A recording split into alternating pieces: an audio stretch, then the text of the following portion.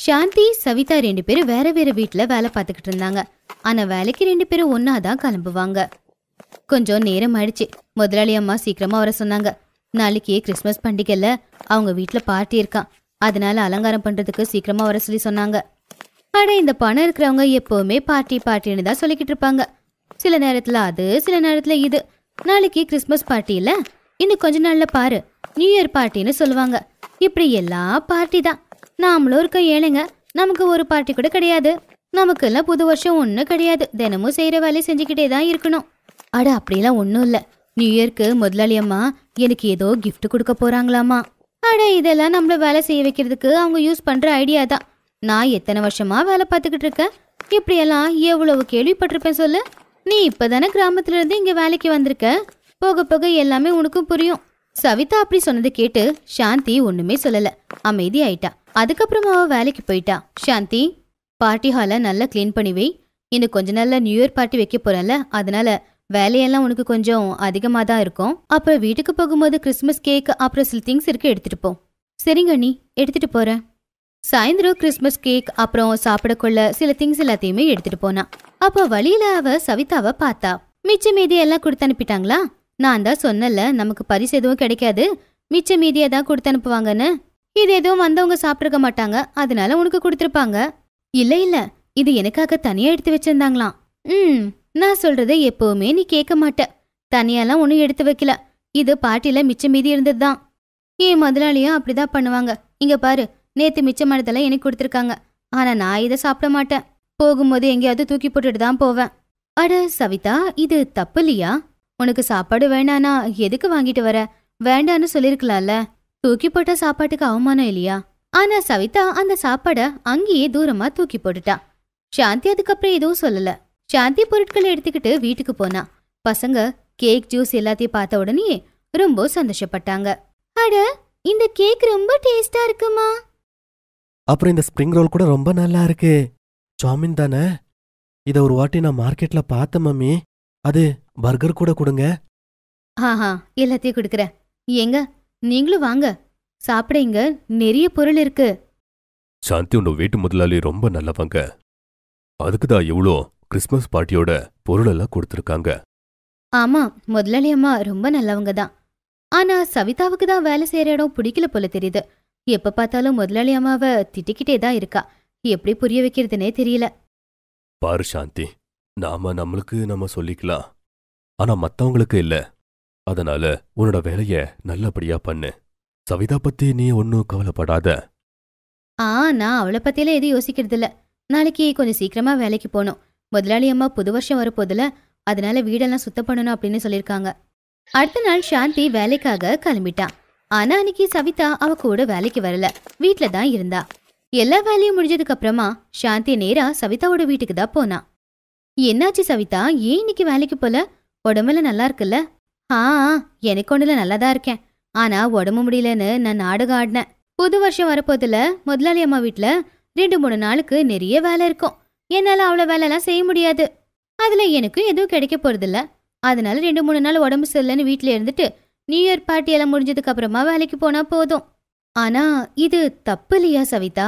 ஒருத்தங்களுக்கு நம்மளுடைய தேவை இருக்கும் போது நம்ம பொய்ய சொல்லி லீவ் போடுறது தப்பு இல்லையா? அவங்க நம்ம மேல இருக்கிற நம்பிக்கையில தானே வேலையில வச்சிருக்காங்க. நீ லீவ் போட்ட அந்த சம்பளத்தை அவங்க கட் பண்ண மாட்டாங்கன்னு சொல்லியிருக்க. அப்போ நாம தானே அவங்களுக்காக செஞ்சாகணும். இங்க பார் சாந்தி, தேவையில்லாம வந்து பேசாத. எனக்கு என்ன தோணுதோ அதுதான் நான் செய்யறேன். நியூ இயர் முடிஞ்சதுக்கு அப்புறமா நான் வேலைக்கு போய்ப்பேன். சரி, உன்னோட இஷ்டம்தான். அப்படி சவிதா வேலைக்கு போகல. அவ புது வருஷத்துக்கு லீவ் போட்டுட்டு வீட்லயே தங்கிட்டா. புது வருஷத்துக்கு முன்னாடி நாள் 31 டிசம்பர் சாந்தி வேலைக்கு போகும்போது ரமேஷ் அவனுடைய பொண்ணு சூரஜ அவன் கூட வேலைக்கு கூட்டிட்டு போனதுனால வீட்ல அவளுடைய பொண்ணு தனியாதான் இருந்தா. அதனால அவளையும் கூட்டிக்கிட்டு வேலைக்கு போனா. பூஜா, நீ அங்க போய் உக்காரு, நான் வேலையெல்லாம் முடிச்சிட்டு வரேன். அட, இன்னைக்கு பூஜாவையும் நீ கூட்டிட்டு வந்திருக்கியா? ஆமாமா, 2 பேருக்கும் ஸ்கூலுக்கு இன்னைக்கு லீவு. சூரஜ் அவங்க அப்பா கூட வேலைக்கு போயிட்டான். அதான் இவன் கூட வந்தா. நியூ இயர்க்கு லீவ் கொடுத்துருக்காங்கல்ல. இது நல்ல விஷயம்தான். நீ உன் பொண்ண படிக்க வச்சுக்கிட்டு இருக்க. பாப்பா பிஸ்கெட் சாப்பிட்டு. சாந்தி, இந்த டீ நீ குடி. எனக்கு டீ குடிக்க விருப்பமே இல்ல. காலையில இருந்து 3 தடவை நான் குடிச்சிட்டேன். மா, ஈவினிங் பார்ட்டியில பீட்சா இருக்கும்ல? நான் அப்பா கிட்ட பீட்சா வேணும்னு கேட்டிருந்தேனே. ஆஹா, உங்க அப்பா கிட்ட நான் எல்லாத்தையும் சொல்லியிருக்கேன், அவரே வாங்கிட்டு வந்துருவாரு. ஆமா, அன்மோல் எங்க? காலையில இருந்து பார்க்கல. காலையில இருந்து அவன் மேலேயே தான் இருக்கானா? அவன் டெக்கரேஷன் வேலை பார்த்துக்கிட்டு இருக்கான். நான் போய் கூட்டிட்டு வரேன். அம்மா, இது யாரு? இது சாந்தி ஆண்டியோட பொண்ணு, பூஜா.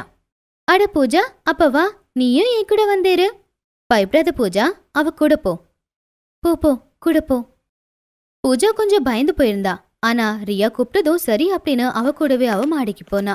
கொஞ்ச நேரத்துக்கு அப்புறமா முதலாளி அம்மாவும் சாந்தியும் மாடிக்கு வந்தாங்க. மாடியில எல்லா வேலையும் பார்க்க ஆரம்பிச்சிட்டாங்க. அப்போ பூஜா கிட்ட ரியாவும் ரியாவோட அண்ணனும் பேசிக்கிட்டு இருக்கிறத அவ பார்த்தா. பூஜா, நீ புது வருஷ பார்ட்டியை எப்படி கொண்டாடுவ?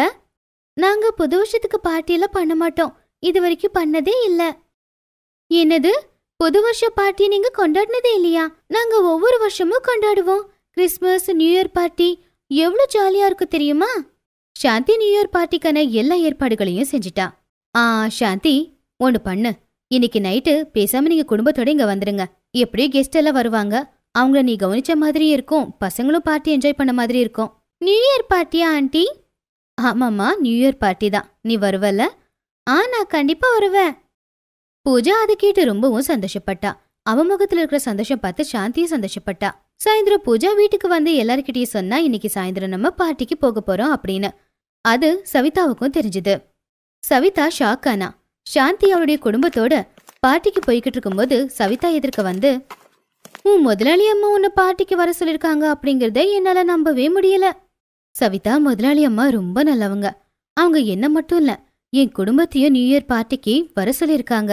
நாங்க கிளம்புறோம், ரொம்ப லேட் ஆயிடுச்சு. சவிதா அமைதியாயிட்டா. ஏன்னா அவகிட்ட இப்ப சொல்றதுக்கு எதுவுமே இருக்கல. சாந்தி அவளுடைய முதலாளி அம்மாவோட வீட்டுக்கு போனா. அவளுடைய பசங்க அப்புறம் முதலாளி அம்மாவோட பசங்க எல்லாரும் சேர்ந்து ஒன்னா சந்தோஷமா தான் விளையாடிக்கிட்டு இருந்தாங்க. முதலாளியும் முதலாளி அம்மாவும் பசங்களை எதுவுமே சொல்லல. அவங்கள ரொம்ப சந்தோஷமா விளையாட அனுமதிச்சாங்க. சாந்தி வீட்டுக்கு போகும்போது அவளுடைய முதலாளி அம்மா குளிர்காலத்துல போத்திக்க பெட்ஷீட்டும் நிறைய ஸ்வெட்டர்ஸும் கொடுத்து அனுப்புனாங்க.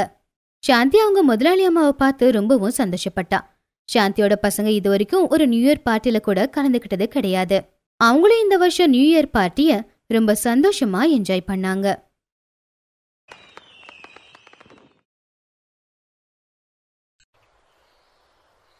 சந்தன்பூர் கிராமத்துல இருக்கிற ஸ்கூலுக்கு பழைய டீச்சர் போய் புது டீச்சர் வந்திருந்தாங்க.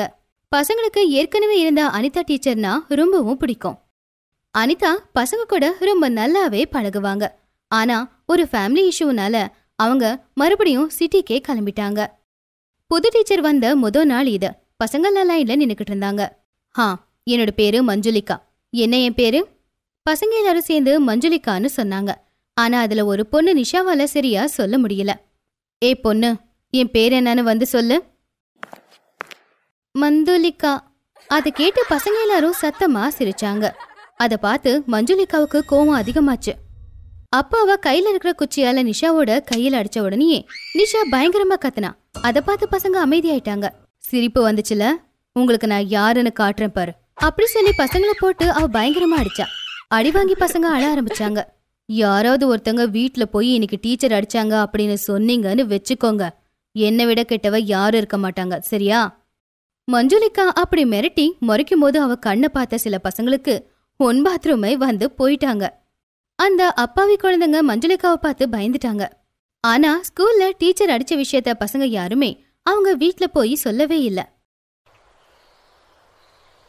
எல்லாரும் கவனமா கேளுங்க. நாளைக்கு எல்லாரும் 10 ரூபாய் எடுத்துட்டு வரணும். யாராவது எடுத்துட்டு வரலனா அப்ப தெரியும் நான் யாரு அப்படின்னு. வீட்டுல கேட்டு வாங்கிட்டு வரீங்களோ எடுத்துக்கிட்டு வரீங்களோ, நாளைக்கு எனக்கு பணம் வேணும். பாவம், கிளாஸ் ரூம்ல இருந்த எல்லா பசங்களும் ஏழை பசங்க தான். அவங்க எல்லாருடைய அப்பா அம்மாவும் கூலி வேலைக்கு போய்கிட்டு இருந்தவங்க தான். அதுல நிஷா ரொம்பவும் ஏழை. அவளுக்கு அப்பா இல்ல. அவங்க அம்மா மட்டும்தான் வேலை பார்த்துக்கிட்டு இருந்தாங்க. அவங்க அம்மாவுக்கு இப்ப உடம்பு சரியில்லை. அதனால நிஷாவால பணம் எடுத்துக்கிட்டு ஸ்கூலுக்கு வர முடியல. எங்க உன்னோட பணம்? சொன்னல இன்னைக்கு பணம் எடுத்துட்டு வரணும் அப்படின்னு. என்னாச்சு? டீச்சர், எடுத்துட்டு வரதுக்கு என்கிட்ட பணம் இல்ல. அம்மாவுக்கு உடம்பு சரியில்லை. அவங்க வேலைக்கு போக முடியல. நான் அம்மா கிட்ட சொன்னேன். அப்ப அம்மா சொன்னாங்க இன்னைக்கு என்னால கொடுக்க முடியாது, 2 நாளுக்கு அப்புறமா கொடுக்கறேன்னு. நான் 2 நாள்ல எப்படியாவது கொடுத்துறேன் டீச்சர். சரி சரி, அப்போ நீ பணம் எடுத்து கொடுத்துட்டு வர வரைக்கும் வெளியில வெயில்ல தான் நிக்கணும். போய் வெளியே நில்லு. மேடம், அந்த சின்ன பொண்ணு ஏழை பொண்ணு, கொஞ்சம் மன்னிச்சிடுங்க. நீ ரொம்ப கருணை உள்ள ஆளா? அவன் மேல கருணை காட்டுற? என்ன மேலிடத்துல கம்ப்ளீட் பண்ணவா? நீ வேலை சரியா செய்யறதில்ல, பசங்களெல்லாம் போட்டு கொடுமைப்படுத்துறேன்னு. அப்படி கொடுமைப்படுத்தின என்ன ஆகும்னு தெரியுமா? நீ படிக்காதவன், உன்னை தூக்கி வெளியே போட்டுருவாங்க. நான் நல்லா படிச்சவ, நான் சொன்னதுதான் இங்க எல்லாரும் கேட்பாங்க. போய் சூடா டீ எடுத்துட்டு வா. பாவம் அந்த ஏழை கிளர்க்காலையும் டீச்சர் மஞ்சுளிக்காவ மோதி அங்க நிக்க முடியல. ஆனா அவனுக்கு நல்லாவே தெரியும் மஞ்சுளிக்கா மோசமானவன்னு. அவன் ஒருவேளை ஏதாவது எதிர்த்து கேட்டானா அவங்க ஏதாவது பண்ணிடுவாங்க அப்படின்னு பயந்தான். அதனால நடக்கிற எல்லாத்தையுமே பார்த்து அவன் அமைதியா தான் இருந்தான். அது வெயில் காலம். நிஷா வெயில நின்னு அவளுக்கு உடம்பு முடியாம போச்சு. ஜுரம் வந்ததுனால அடுத்த நாள் அவ ஸ்கூலுக்கு போகல. இந்த ஜுரம் மாத்திரைய நேரம் தவறாம கொடுங்க. சாதாரண ஜுரம்தான். நேரத்துக்கு தண்ணி கொடுக்கணும். பொண்ணுக்கு தாகம்லாம் எடுக்காது. பரவாயில்ல, வேற எந்த கவலையும் இல்ல. குட்டி பாப்பா சீக்கிரமே சரியாயிடுவா. சரிங்க ஐயா. 2-3 நாளுக்கு அப்புறம் நிஷாவுக்கு உடம்பு கொஞ்சம் சரியானதும் அவ ஸ்கூலுக்கு வந்துட்டா. அவகிட்ட இப்போ 10 ரூபாய் இருந்துச்சு. ஏன்னா அவளுக்கு தெரியும் என்னைக்கு அவ பணத்தை எடுத்துட்டு போலனா டீச்சர் கண்டிப்பா அவளை அடிப்பாங்க அப்படின்னு. இங்க பாருங்க மஞ்சளக்கா, இந்த பானிய நான் செஞ்சிருக்கேன். இந்த 2 பெரிய பானிய தண்ணிக்காக வச்சிருக்கேன். பீனு, இதுல குளிர் தண்ணிய ஊத்து. மஞ்சளி அக்கா பசங்களுக்கு வெயில் காலத்துல படிக்க பிரச்சனை இருக்கக்கூடாது. பசங்களுக்கு ஒரு பானிய வை. பசங்களுக்கும் வெயில் காலத்துல வாய் ஊறும். ரொம்ப நன்றி சார். உண்மையிலேயே இந்த வெயில ரொம்ப தாகம் எடுக்குது. அடிக்கடி போய் ஸ்டாஃப் ரூம்ல தான் குடிச்சிட்டு வர வேண்டியதா இருக்கு. பாவம் பசங்களுக்கும் ரொம்பவே தாகம் எடுக்கும் இல்லையா? நீங்க பண்ணது நல்ல விஷயம். வேற ஏதாவது வேலை இருந்தா பீனுக்கு சொல்லி அனுப்புங்க. நீங்க இந்த ஊரோட பெரிய வீட்டு பசங்களுக்கு பாடம் சொல்லி தரீங்க. எங்களுக்காக இவ்ளோ பண்றீங்க. எங்களால முடிஞ்ச உதவியை நாங்க பண்றோம். எங்க ஊரோட பெரிய வீட்டு பசங்களை படிக்க வைக்க தான் உங்களை கூப்பிட்டுருக்கோம். இது ரொம்ப பெரிய விஷயம். இந்த ஊரோட பெரிய மனுஷனா இது என்னோட கடமை. சௌத்ரி அங்கிருந்து போனதுக்கு அப்புறம் மஞ்சுளிக்கா மறுபடியும் கிளாஸ் ரூமுக்கு வந்துட்டா. டீச்சர், நீங்க கேட்டீங்கல்ல, அந்த பணத்தை நான் கொண்டு வந்திருக்கேன். கொடு. எங்க போயிருந்த நீ? 2-3 நாள் ஸ்கூலுக்கே வரல. டீச்சர், எனக்கு ஜுரம் அடிச்சிட்டு இருந்தது, அதனால தான் ஸ்கூலுக்கு வரல. போங்க பசங்களா, எழுந்துறீங்க. ஸ்கூலை கிளீன் பண்ணுங்க. ஒரு தூசி கூட என் கண்ணில் படவே கூடாது. எவ்வளவு தூசியா இருக்கு பாருங்க. எழுந்துறீங்க, ஸ்கூலை போய் கிளீன் பண்ணுங்க. சின்ன சின்ன அப்பாவி பசங்க தொடப்பம் துணி எடுத்து முழுசா ஸ்கூலையே கிளீன் பண்ணாங்க. எந்த பசங்க கையில புத்தகம் இருக்கணுமோ அந்த பசங்க இப்ப வேலை பார்த்துக்கிட்டு இருந்தாங்க. இதெல்லாம் அந்த மஞ்சுளிக்கா டீச்சரால தான். மஞ்சுளிக்கா அவருடைய சேர்ல உட்காந்துக்கிட்டு சந்தோஷமா பழங்களை சாப்பிட்டுக்கிட்டு இருந்தா. பசங்க வேலை பார்த்துக்கிட்டு இருந்தாங்க. பரவாயில்லையே, சௌத்ரி சார் அனுப்பியிருக்கிற பழம் எல்லாம் ரொம்ப இனிப்பாதான் இருக்கு. அட, என் செருப்புக்கு என்னாச்சு? பசங்க இங்க வாங்க. உங்கள செருப்பு தைக்கிற அப்பா யாரு? டீச்சர், எங்க அப்பா ஷூக்கு பாலிஷ் போடுவாங்க. ஓஹோ, இது நல்ல விஷயம்தான். சரி, இங்க பாரு, என் செப்பல் கட்டாயிருக்கு. இது கொண்டு போய் உங்க அப்பா கிட்ட கொடுத்து தைச்சு எடுத்துட்டு வா. சரி, கைய நீட்டு. இந்த வேலை செய்யறதுக்கு பதிலா உனக்கு நான் பழம் கொடுக்குறேன். இந்தா, இத சாப்பிடு. டீச்சர், நீங்க இதை எச்ச பண்ணிட்டீங்க. நான் சாப்பிட மாட்டேன். என்ன சொன்ன? சாப்பிட மாட்டியா? எச்சில் பண்ணிருக்கேனா? உன்ன மாதிரி ஏழை பசங்களுக்கு பாடம் கத்து கொடுக்கறதே பெரிய விஷயம். என்கிட்ட இப்படியெல்லாம் பேசுறியா? கைய நீட்டுறா. நான் அடிக்கிறதுல இந்த மாதிரி நீ எப்பவும் பேசக்கூடாது. மஞ்சுளிக்கா குச்சி எடுத்து அந்த பையனோட கையில ஓங்கி அடிக்க ஆரம்பிச்சா. அந்த பையன் பாவம் கத்திக்கிட்டே இருந்தா. ஆனா மஞ்சுளிக்கா அதை பத்தி எல்லாம் கவலைப்படவே இல்ல. அவ இன்னும் அடிச்சுக்கிட்டே தான் இருந்தா. தப்பாயிடுச்சு டீச்சர், எங்களை மன்னிச்சிடுங்க. எப்படியாவது தீனு மஞ்சுளிக்கா கிட்ட இருந்து குழந்தைங்களை தினமும் காப்பாத்திக்கிட்டு இருந்தான். ஆனா இந்த தடவை தீனுவோ அவனுடைய பொறுமைய சுத்தமா இழந்துட்டான். ஆனா தீனுவுக்கு புரியாத ஒரு விஷயம், எப்படி மஞ்சுளிக்கா யாரு அப்படிங்கறத சௌத்ரி கிட்ட போய் சொல்றது அப்படின்னு. அவன் ரொம்பவும் பயந்து போயிருந்தான். அடுத்த நாள் காலையில, அட, இன்னைக்கு இந்த பானையில தண்ணியே இல்லையே, ரொம்ப தாகமா இருக்கே.